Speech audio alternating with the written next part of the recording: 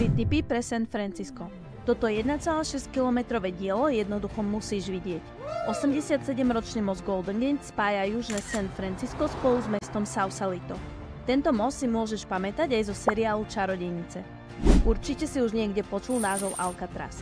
Je to snad najznámejšia federálna väznica s maximálnym stupňom stráženia v USA. Do tejto väznice prichádzali najnebezpečnejší zločinci z celej Ameriky. Bolo takmer nemožné z nej uniknúť, no napriek tomu sa to v roku 1962 podarilo 3 mužom. Tým ostatným to nevyšlo a zahynuli vo vodách Studeného zálivu.